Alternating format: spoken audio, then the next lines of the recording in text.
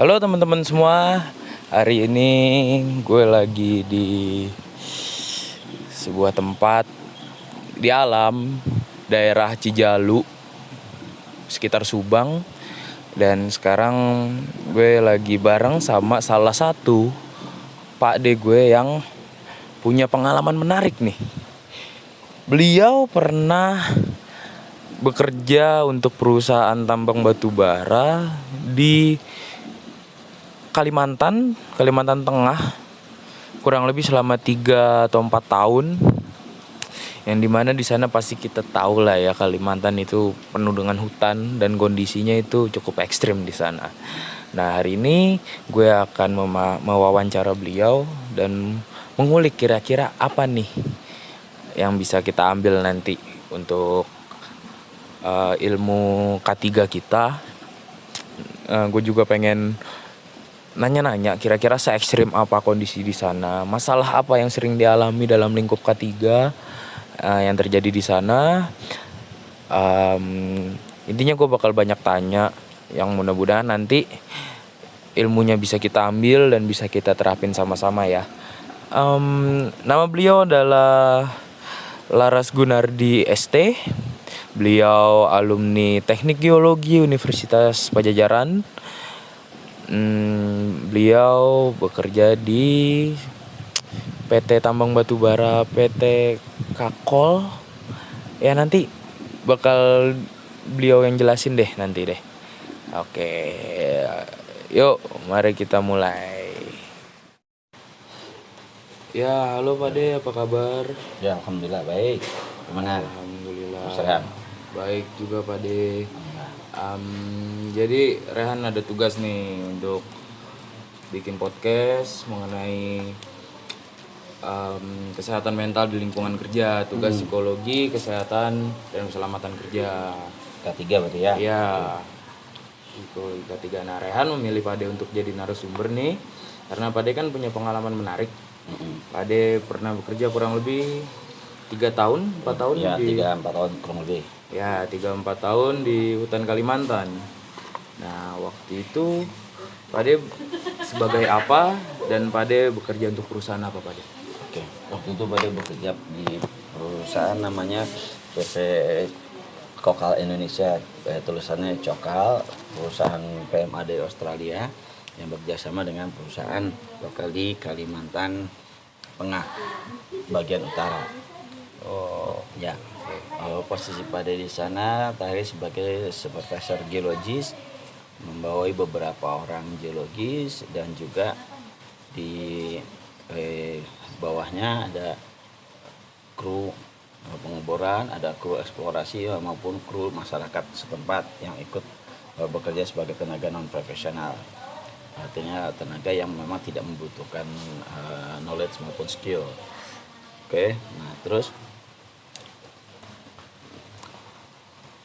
kegiatan utama yang dilakukan adalah eksplorasi batu bara, artinya mencari tanda-tanda indikasi keberadaan batu bara baik di permukaan dengan menyusuri hampir semua anak sungai, juga daratan bukit-bukit tertentu, dan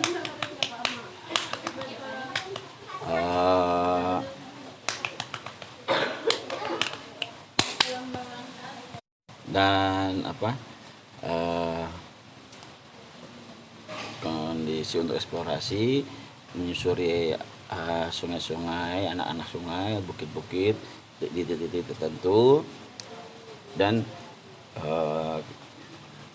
kegiatan tahapan yang lebih lanjut adalah melakukan pengeboran di titik-titik tertentu. Oke. Nah, gambaran besarnya itu eksplorasi tidak semua medan sama, tapi kebetulan kemarin daerah konsesi, daerah wilayah yang akan dikelola oleh PT Kokal ini banyak di hutan. Petanya tuh ketika diplotkan di daerah ternyata itu wilayahnya banyak hutan, bahkan hutan belantara yang belum pernah dimasuki orang. Nah, challenge-nya adalah bagaimana kita melakukan eksplorasi itu orang-orang yang ikut terlibat di sana sudah harus siap dengan medan yang seperti diceritakan tadi, medan hutan, dibutuhkan adaptasi tertentu. Kemudian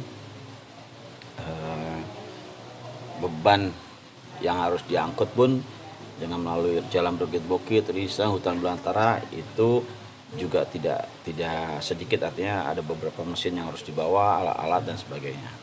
Ya begitu kurang lebih. Oke Pak De, itu tadi udah Pak De jelasin mengenai di sana Pak De kira-kira ngapain aja, sama gambaran kurang lebihnya seperti apa lingkungan kerja Pak De saat berada di tengah hutan Kalimantan itu ya Pak De ya. Nah, kalau di dalam lingkup sesama pekerja, biasanya masalah apa nih Pak De yang kerap dialami Pak De dan tim di sana? Ya, karyawan yang bekerja di situ yang skill labornya itu kebanyakan dari bukan kebanyakan, maksudnya multi etnis, ada dari lokal Kalimantan walaupun bukan Kalimantan Tengah itu sendiri, ada juga dari Jawa, ada juga dari Papua, ada juga dari Sulawesi gitu ya, campur. Jadi lingkungannya pertama multi etnis. Untuk para pekerja yang non skill labor itu kebanyakan dari masyarakat desa terdekat, karena kita sebut desa terdekat itu mereka masih harus berjalan sekitar kurang lebih 2 jam untuk mencapai titik lokasi, menembus hutan 2 sampai 3 jam. Kalau jalannya sudah dirintis sudah jadi bisa sampai 3 jam itu sampai ke titik camp pertama, karena nanti di sana campnya itu berpindah-pindah, kita sebut namanya flying camp. Untuk eksplorasi itu tidak ada hunian khusus, jadi masyarakat masuk hutan menyiapkan, cari lokasi yang aman, spot yang aman, bikin tenda buat untuk tempat bernaung gitu, menyiapkan MCK darurat dekat sungai seperti orang camping lah. Cuma bedanya ini tendanya hanya sekedar terpal, kanan kirinya terbuka. Terus tidurnya juga pakai batangan kayu besar, kemudian di posisi paralel, kemudian di sepanjang batang besar paralel itu dibuat semacam tandu yang pakai karung goni gitu ya. Jadi beberapa dijejerin seperti barak. Nah, tidurnya di situ, kanan kirinya terbuka. Nah, untuk kondisi yang seperti itu, satu camp sampai kurang lebih 30 orang. Komandannya di satu camp itu ada satu geologis. Bisa di situ ada hanya geologisnya saja, plus masyarakat setempat sebagai pembawa barang, sebagai pengirim logistik dan sebagainya. Itu pada saat masih tahap rintisan yang sangat awal. Tapi begitu mulai ada kegiatan pengeboran, dalam satu camp itu ada juga kru kontraktor pengeboran. Ya begitu kira-kira. Jadi satu camp ada sekitar bisa sampai 20 sampai 40 orang. Nah, kan orangnya tuh banyak ya Pak De. Ya. Pasti kan betul. Dari segala macam etnis dan segala macam watak pasti di sana. Ya, kira-kira ada masalah sesama pekerja apa yang biasanya terjadi, atau udah kompak-kompak aja, udah nyantai-nyantai aja? Ya, secara umum tidak ada masalah yang friksi, yang gesekan yang terjadi, tapi insidentil ada saja kejadian. Nah, karena dia memang satu hal, masyarakat non labornya itu dari desa setempat, mereka sebenarnya sudah saling kenal, jadi udah sama-sama tetangga lah, satu kelompok. Kemudian ada organisasi dalam unit-unit kerja itu. Jadi mulai dari pemimpinannya ya geologis, dan dia akan memanage camp secara keseluruhan, baik dia bekerja dia sendiri sebagai geologis, baik keperluan logistik camp maupun kegiatan kru camp itu sendiri, dan masing-masing ada asistennya, yang untuk yang masak ada, untuk bagian perlengkapan ada, untuk yang bantu-bantu asisten geologis pun ada. Nah, friksi yang terjadi itu kalau ada masyarakat, hanya oknum, boleh kita bilang oknum yang memang terbiasa hidupnya tidak di lingkungan kerja, artinya dia terbiasa hidupnya masyarakat pedesaan yang dia harus berburu misalnya atau bertani, jadi tidak terikat irama kerja yang fix seperti orang kerja. Nah, ketika mereka akan didisiplinkan, pendekatan yang terlalu keras itu bisa menimbulkan friksi, menimbulkan gesekan dan protes dari tenaga lone labor tersebut.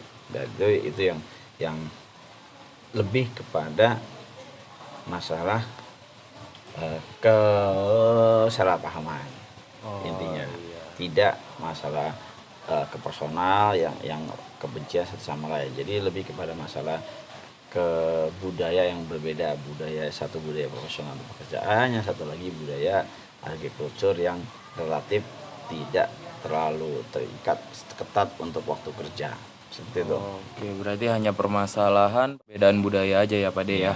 Perbedaan budaya dan kebiasaan aja ya. Penyesuaian ritme lagi untuk ritme-ritme kerjanya dan lingkungan pekerjaannya ya. Betul.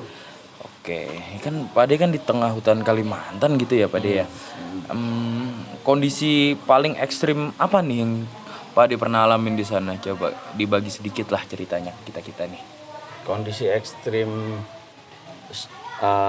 pasti ya itu bagi dua ya, satu alam, yang satu lagi kondisi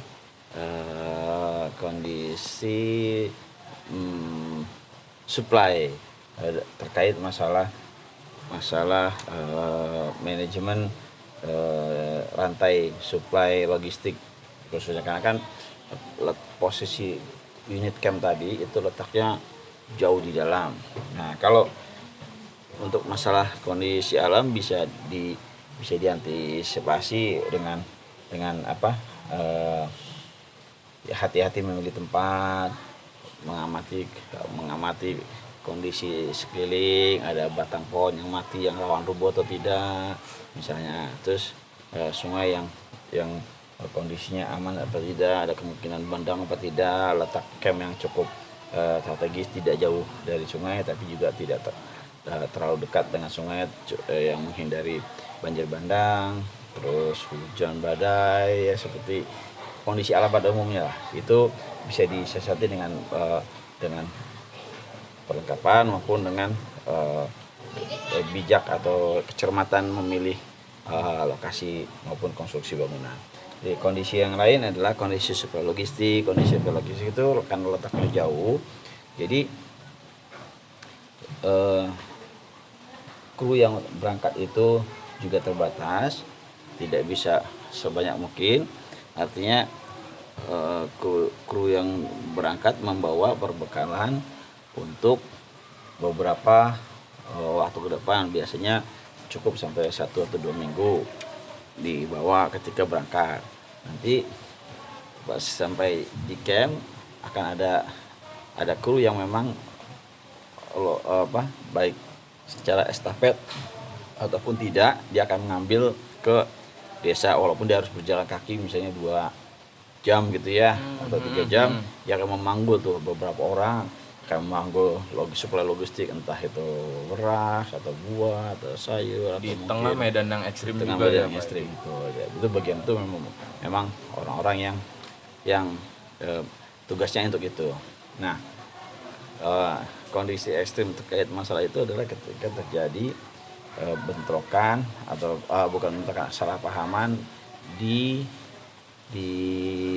logistik. Artinya masyarakat yang tadinya menyuplai logistik, tidak berkesesuaian dengan manajemen perusahaan, akhirnya mereka melakukan stop supply logistik. Jadi tidak ada barang yang dikirim, artinya sempat beberapa hari di lapangan itu tidak ada supply logistik, tidak ada beras, tidak ada bahan makanan kaleng pun nggak ada. Jadi ya yang hanya tersisa itu memang waktu itu hanya biji kacang hijau aja yang tersisa. Yang artinya ya akhirnya itu saja yang dimasak. Gula pun nggak ada, jadi kacang hijau pun tawar. Jadi kacang hijau aja sudah direbus. Cuma kalau air berlimpah karena kan sungai nggak ada masalah dengan air. Terus kayu bakar juga ada. Jadi kita hanya masak dengan kayu bakar untuk makan beberapa hari itu 3 hari atau lebih hanya makan kacang hijau aja sudah. nggak ada yang lain. Yang ada dimanfaatkan dengan baik aja ya Pak De. Itu. Jadi tidak ada kopi, tidak ada gula, hanya pure beras pun nggak ada. Bahkan makan kaya pun nggak ada. Gitu aja. Itu mungkin yang paling ekstrim dari sisi logistik. Berarti untuk kondisi alamnya tuh Pak De belum mengalami yang ekstrim karena semua sudah dipersiapkan dengan matang ya Pak De ya. Ya kondisi alamnya sih artinya bahwa di sana mengalami hujan lebat, badai segala macam, itu ya harus diantisipasi dengan kita harus cermat pemilihan lokasi dan perlengkapannya yang ada. Misalnya kalau kita karena sekelilingnya tidak ada jendela, tidak ada dinding gitu ya tidurnya harus pakai sleeping bag misalnya dan sebagainya. Gitu. Oke Pak De, berarti intinya semua bisa ditanggulangi kalau kita persiapannya juga matang ya Pak De ya. Ya. Oke, baik peralatan, supply dan lain-lain ya. Betul. Nah, di tengah kondisi yang ekstrim itu kan pasti menguras fisik dan juga mental ya Pak De ya. Betul. Apa nih yang Pak De lakukan untuk menjaga kondisi fisik dan mental Pak De biar tetap prima, terutama masalah mental ya Pak De ya, karena kalau fisik kan pasti tim yang dikirim ke sana oleh perusahaan kan pasti sudah sangat siap gitu urusan fisik. Nah kalau mental nih kira-kira usaha apa yang bisa Pak De lakukan di sana untuk menjaga mental agar tetap prima, tetap stabil meskipun di tengah kondisi yang ekstrim seperti itu Pak De? Ya, kondisi yang ya di sana itu kalau mereka berangkat ke hutan itu baru akan pulang dari camp itu sekitar 2 bulan boleh dibilang. 2 bulan. Ada yang hampir 3 bulan baru pulang, 3 bulan sekali gitu ya. Terus kemudian tahapan berikutnya mendekati produksi bisa 1,5 bulan.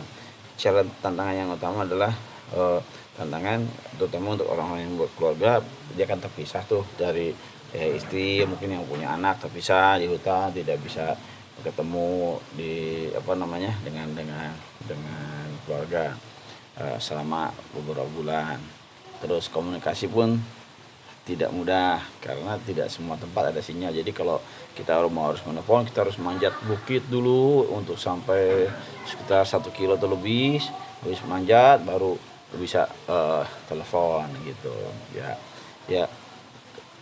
Pertama untuk mengatasi stres yaitu tadi harus ngobrol, harus solid dengan tim yang ada. Jadi komunikasi harus terjalin baik. Katakanlah misalnya kalau kita mau telepon nih ke keluarga, ya kita harus mungkin ditemenin sama yang lain, berbarengan jalannya. Kadang itu baru bisa dilakukan setelah jam kerja selesai, artinya udah sore atau malam gitu ya, mendekati malam baru bisa komunikasi, dan itu cukup jauh jaraknya dan pulang itu dalam kondisi bisa gelap. Dan itu tidak direkomendasikan buat berjalan sendiri apalagi di hutan. Minimal kalau berjalan 2 atau 3, minimal 3 orang lah paling tidak kalau berjalan di hutan itu. Jadi kalau ada terjadi suatu hal, satu orang luka katakanlah, jatuh cedera, misalnya terpeleset atau apa, 2 orang yang lain masih bisa buat menolong, buat nandu atau buat apa. Ya itu tadi 3 orang harus jalan untuk menelpon. Itu hanya untuk menelpon, untuk mengobati kerinduan akan rumah. Itu kan itu jadi challenge tersendiri itu telepon. Nah terus ya di lingkungan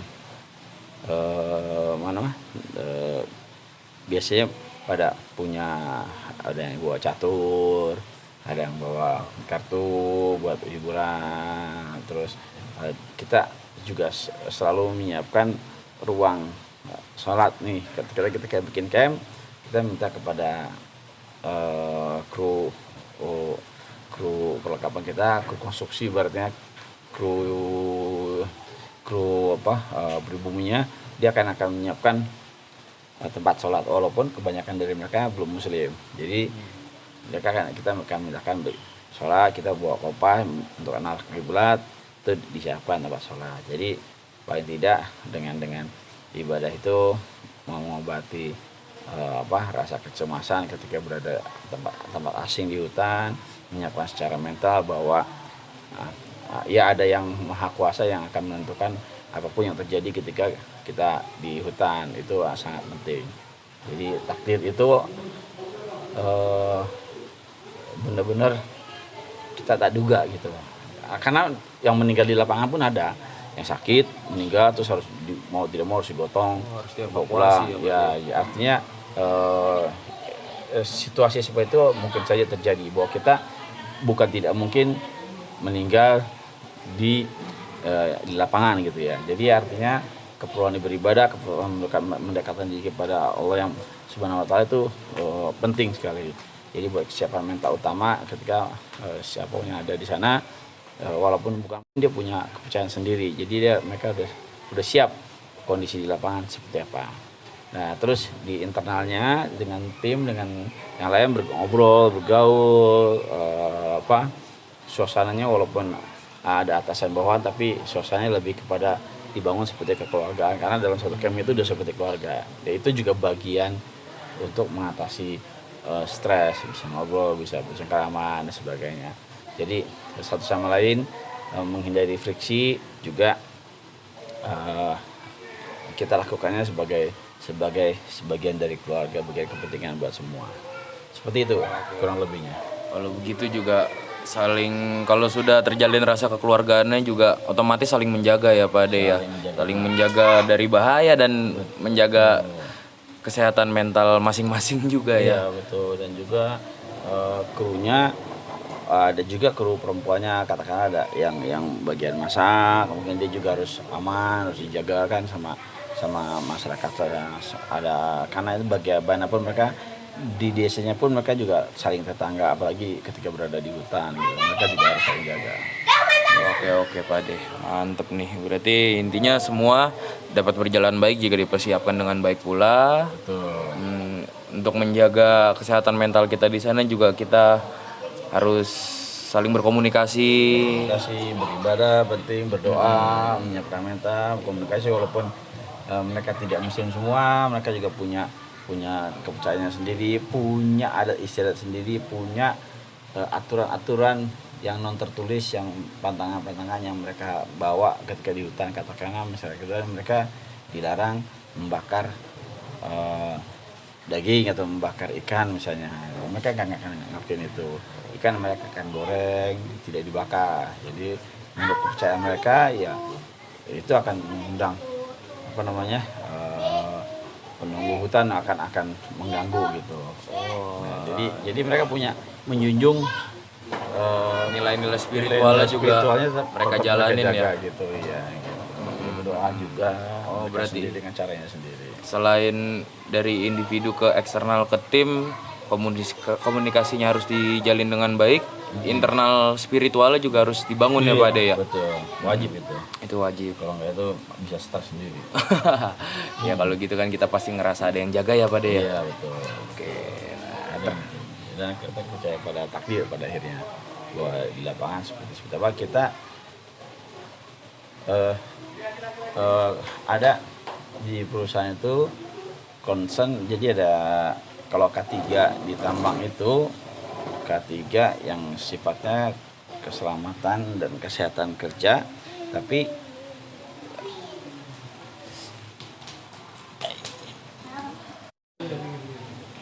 Tapi kalau concern ketiga secara umum, concern keselamatan dan kesehatan secara fisik. Artinya bagaimana melakukan prosedur pekerjaan, itu sudah ada job analisisnya ya. Untuk melakukan pekerjaan ini ada SOP-nya, bagaimana melakukannya dengan benar, dengan selamat, terhindar dari kecelakaan kerja, itu sudah ada. Terus kesehatannya juga begitu, harus irama kerjanya diatur, shiftnya diatur, pergantian orangnya diatur. Terus kalau itu kalau itu pun sudah disosialisasikan, sudah diawasi, itu pun masih ada kemungkinan kecelakaan terjadi, apalagi yang tidak gitu. Nah itu dilakukan. Dan kalau secara mental itu dari perusahaan itu kita akan melakukan ya bikin sholat bareng berjamaah, komunikasi, ngobrol, terus ada semacam kultum gitu ya, saling sharing gitu ya, pengajian itu ada gitu. Terakhir nih Pak De nih, saran Pak De untuk teman-teman mahasiswa nih yang sedikit lagi akan masuk ke dunia kerja, agar mereka tetap bisa menjaga kondisi mental mereka di lingkup pekerjaan nantinya. Pak De yang di kondisi ekstrim aja bisa menjaga mental Pak De tetap aman, apalagi nggak semua teman-teman mahasiswa kan nanti akan bekerja di lingkungan yang ekstrim seperti Pak De nih. Nah, kira-kira usaha apa yang bisa teman-teman lakukan untuk nanti menjaga mental tetap aman? Yang pertama, bangun network itu wajib. Jadi membangun network itu pertama kita akan punya lingkungan yang familiar dengan kita. Misalnya kalau kita bergabung di sebuah pekerjaan yang networknya sudah bagus, yang kita dikenal, kita direkomendasikan, itu paling tidak akan mengurangi kecanggungan kita buat beradaptasi dengan lingkungan yang baru, karena kita ada yang akan merekomendasi ke kita, ada yang akan mengantarkan kita. Kalau kita terjunnya langsung ke dunia orang yang sama saya nggak kita kenal misalnya, itu mungkin lebih sulit buat kita untuk lebih beradaptasi pada ini berkembang dengan baik.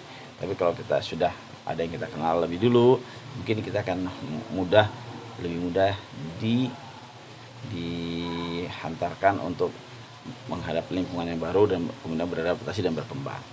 Nah, kemudian kalaupun kita tidak punya network yang bagus, berarti kita harus membangun personality kita, interpersonal skillnya harus bagus kita, karena bagaimanapun pekerjaan gitu pasti kita akan berhubungan dengan orang. Jadi bagaimana kita akan mengenal orang, berkomunikasi, bekerja sama dengan orang lain gitu.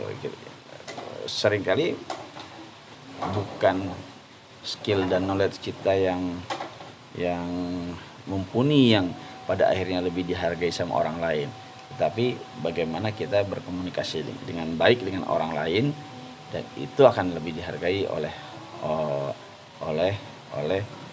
lingkungan kita yang baru. Katakanlah ada yang jago, pintar, simpelnya, kemudian lulusnya mungkin cum laude gitu ya, tapi dia arogan, sombong, dan tidak mau berkomunikasi. Itu akan lebih sulit berkembang daripada orang yang biasa-biasa ya, tapi dia berkomunikasinya dengan orang lain itu mudah gitu, bekerja sama dengan orang yang mudah ya. Orang akan lebih suka bekerja dengan orang yang nggak usah pintar-pintar amat tapi bisa diajak bekerja sama. Itu lebih baik daripada orang yang pintar tapi susah diajak kerja sama. Intinya itu akan dimanapun pada akhirnya, maupun di kota, di desa, atau di kondisi ekstrem apapun ya, kalau itu yang dibawa, insya Allah akan mudah kita beradaptasi dengan lingkungan pekerjaan. Oke, kalau kita mudah beradaptasi dengan lingkungan pekerjaan juga, otomatis mental kita di sana juga akan cenderung lebih aman ya Pak De ya? Iya. Akan terjaga juga. Ya, baik dari internal kita maupun dari lingkungan kita. Oke, udah banyak banget nih ilmu yang Pak De kasih ke kita, juga bisa kita bagikan lagi nanti nih Pak De ke teman-teman ya. Mudah-mudahan ilmunya bisa membantu kawan-kawan yang dikit lagi masuk ke dunia kerja ya Pak De. Pak De, terima kasih banyak udah bagi-bagi cerita dan bagi ilmunya. Semoga berkah. Ya, amin. Amin, semoga berkah. Mudah-mudahan ilmu yang kita dapat hari ini bisa kita terapkan lagi ke depannya Pak De ya. Terapkan terus. Ya, makasih Pak De. Sama-sama. Thank you. Ya, siap. Assalamualaikum. Waalaikumsalam.